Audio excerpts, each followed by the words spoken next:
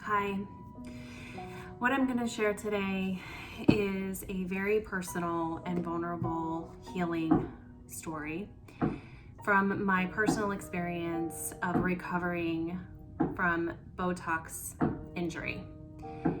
And I just want to preface this by saying it could possibly be triggering. I totally understand and just need to use my voice to share this information, and I just appreciate the space to do that. This is going to be a longer video. I'm going to go into the whole story of what this experience has been like for the past several years, and I've never talked about this before. This is literally the first time that I feel like I have healed and processed and gleaned the wisdom from this experience to be able to put this out there. So I'm going to be completely honest and vulnerable with what I'm sharing with you. I actually typed everything up because it has been a story and a journey that has taken a lot of twists and turns, and I just want to be able to cover everything concisely. So you might see me looking down at my computer to reference my notes. But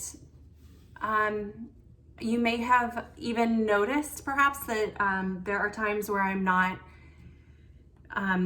able to show up fully. If you know me well, you may know that I have been seeking a lot of answers over the past few years for different concerns and different symptoms. And I'm thankful that I am now in a place where I am just mostly out of the woods, and that there's only some relapse symptoms now that I'm experiencing. So for the intention of this video, I want to take it back to the beginning.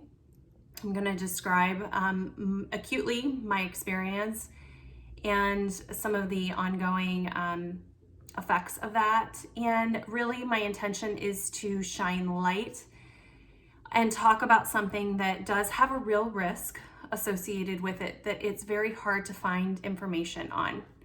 It's rarely talked about, and although it is obviously, Botox is very commonplace. It's done, and I'm not here to pass any judgment whatsoever. It's absolutely something that is socially acceptable. There are my therapy cat. There are real risks, and I had to dig to find them. I had to seek out people who were also dealing with the same thing I was dealing with. So here we go. So that's why I'm putting this out there. First and foremost is to inform, educate, and of course, you have to use your own discernment. You have to decide for yourself if you are feeling called to do this, if this is something that aligns for you and that you're okay with accepting the risk.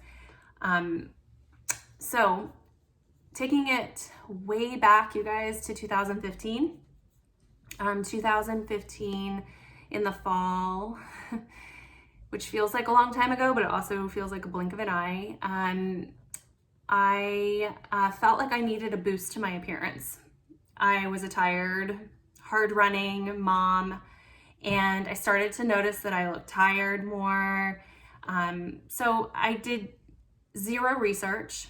I went to the most reputable injector that I could find in my community, and I asked for the smallest dosage possible, thinking that that would be the cautious thing to do, and that somehow allowed me to holistically bypass my otherwise natural and low toxic lifestyle, because I just again emphasized I wanted a natural look.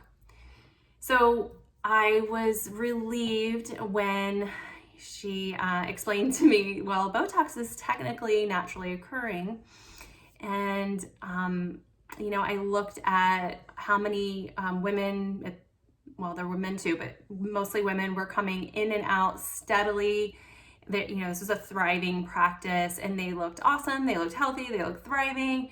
And so I set aside any concerns and went for it. And I left the initial appointment feeling fine. I had a little bit of a headache, which is very common, and, was expecting that. So the results take a little bit to work with Botox. And so when I started to see how it was making the lines in my forehead look less prominent, and I did feel like I had a fresher appearance and I looked younger, I became really excited to go back. So I went back a few months later, and for another dose, again, a low dose. And initially I had that similar feeling of headache, but nothing of concern really.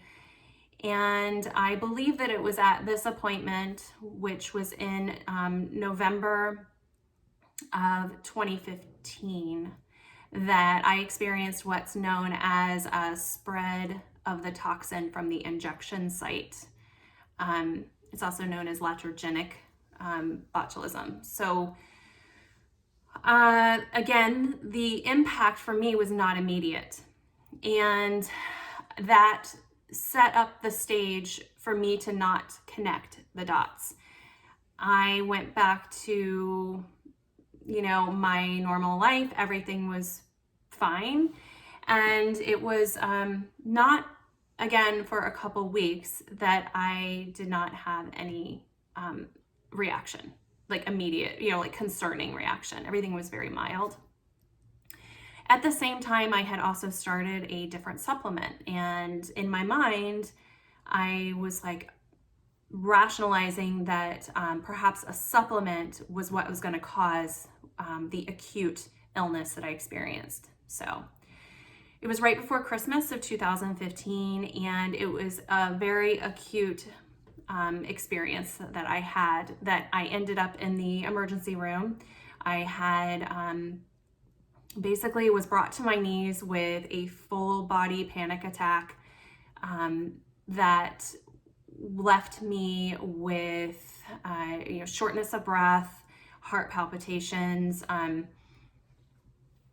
I had never experienced anything like that. It was extremely scary. And I, thought for sure something was wrong with me. I was having a heart attack or something was going on that would explain this. So I went to the ER. Of course, they said, "Oh, you're having anxiety/panic attack.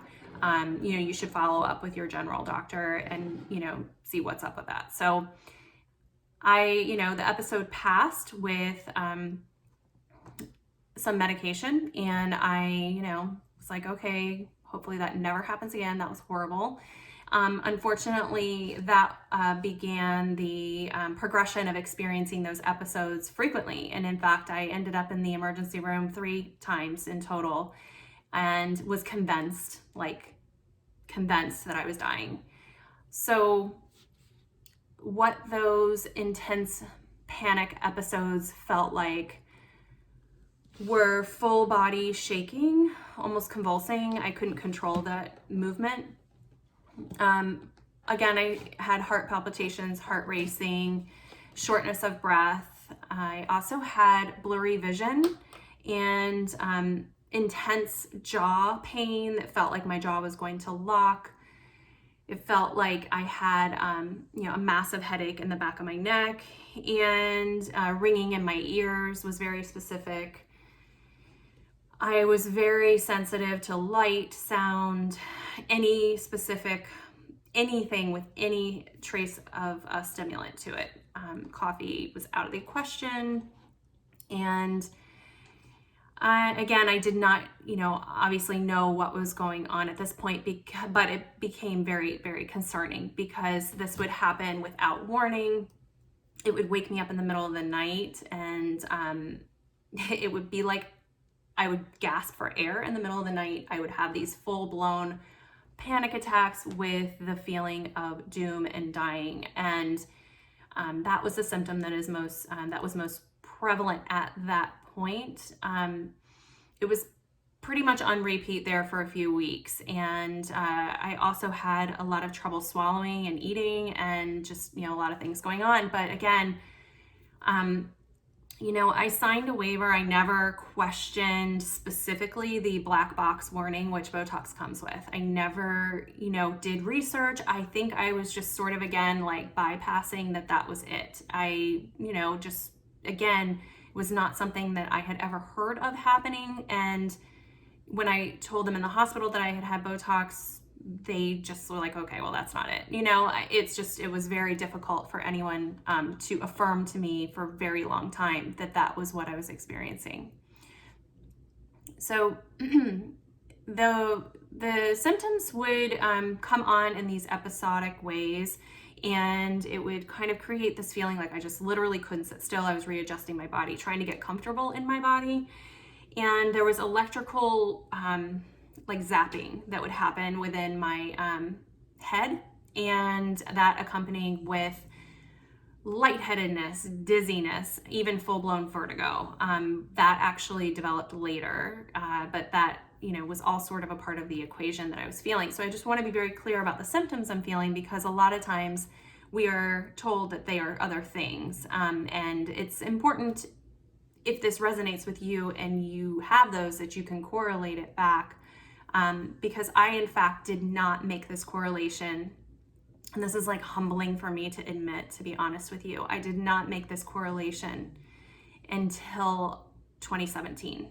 So I proceeded on getting injections pretty much quarterly until 2017. Again, nothing would happen to me acutely like right afterwards, and I just never was able to correlate that. So after the really going into 2016, I started going to every doctor that I could, looking for answers why I just did not ever feel normal. I was extremely fatigued. I would be fine some days, enough to, function. And some days I literally was like on the couch, just doing the bare minimums to take care of my family and my business. I really, in hindsight, do not know how I did it. I know that I pushed my body extremely hard at this time just to try to keep the wheels on the track and to continue to move forward. So after the ER visits, I went to see a regular doctor and was given a prescription for Xanax, and I was not excited about getting it, except for the fact that it took the edge off. And I know that I existed by microdosing this Xanax, where I would take just, a sliver of the pill to keep the edge off, to be able to function. And then if something of an episode came on strong, I would take, a regular dosage. And this was all very contradictory to the lifestyle that I was wanting to embrace, and that I was teaching other people to embrace. So you have to understand, this is a very vulnerable and humbling share for me. I, have wrestled with this after the fact for quite some time. It's been, a real process to get to this place of even being able to own this and to say that this has been my experience. So thanks for going easy on me. I have a little bit of sweaty armpits. So after the general doctor, she kind of suggested, some things. I got some different tests done. I went to a cardiologist because the heart palpitations were concerning. I, never really had that before. It felt like my heart was like skipping a beat, beating out of my chest and racing. Of course, that is sort of correlated a lot of times in women, especially to their thyroid. So I got my thyroid completely checked out. The cardiologist experience in of itself, and going through this, the cardiologist haphazardly prescribed me a beta blocker so I wouldn't feel the sensation any longer, which I did not take. I declined and taking a beta blocker and just continued with microdosing the Xanax, basically. So the effects that continued were neurologically obvious. I was having difficulty with focus and attention, concentration. I was having difficulty with even formulating sentences, and my words were slurring sometimes. I also was having a lot of brain fog, and I had to force myself, to function with those symptoms happening, and continued with these sporadic panic episodes.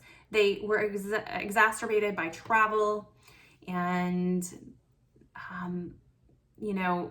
I'll talk a little bit about sort of the lasting effect from this at the end here, but I took every functional medicine doctor's test possible. I learned, that my immune system was in overdrive, and there was really no explanation for that. So they were suspecting Lyme, and that was, a bit of a dead end, because that ultimately wasn't what was going on. But when you are poisoned with botulism, your immune system is going to be, operating in high, overdrive.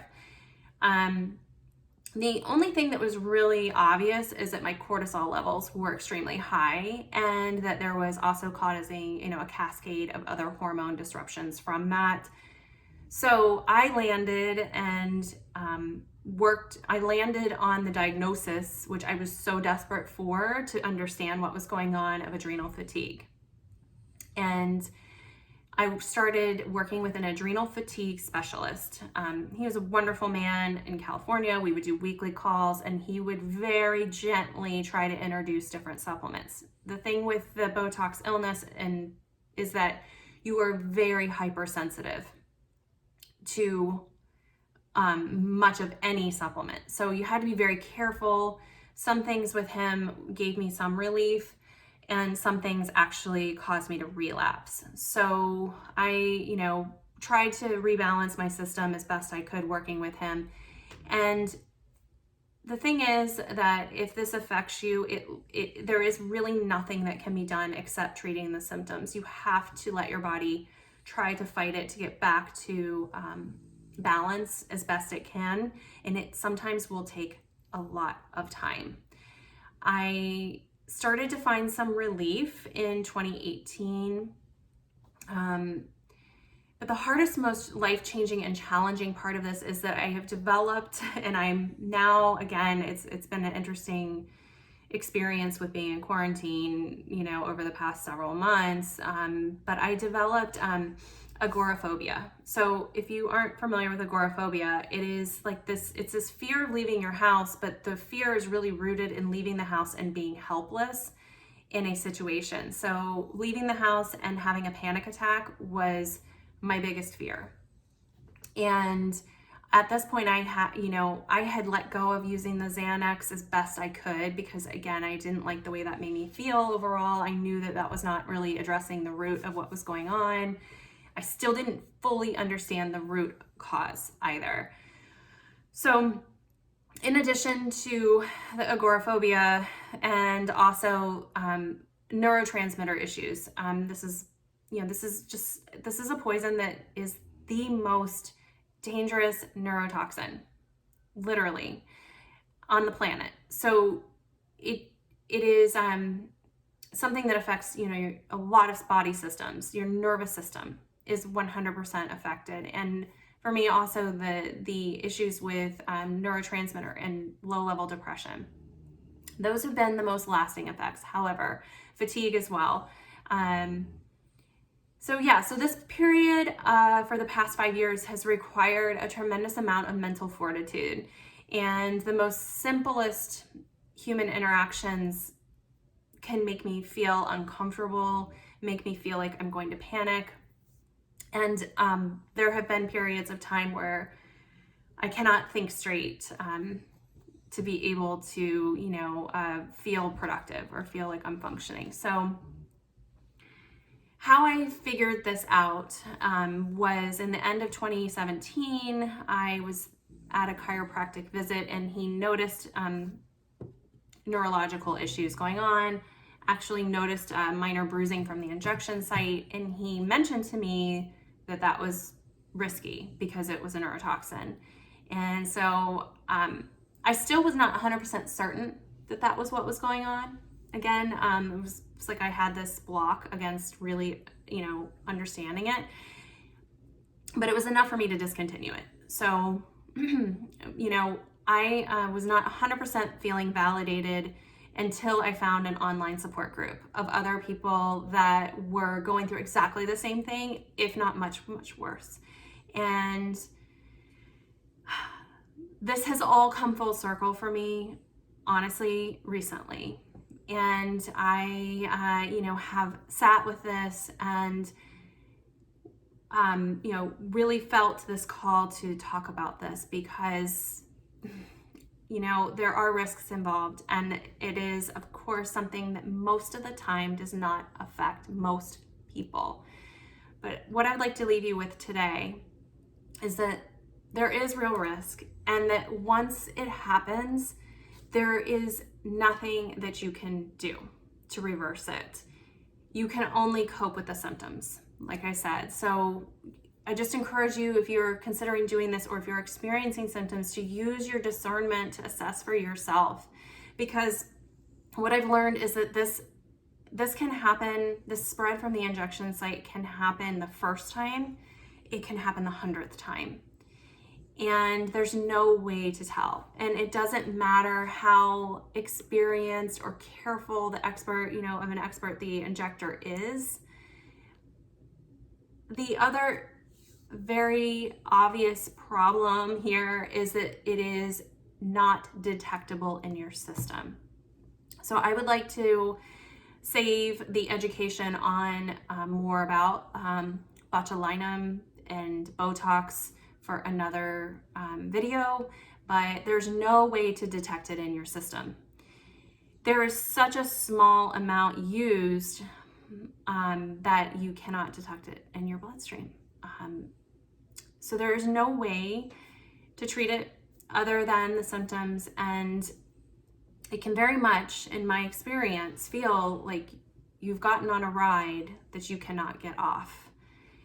And it has taken me years to get to a place of feeling pretty much back to myself.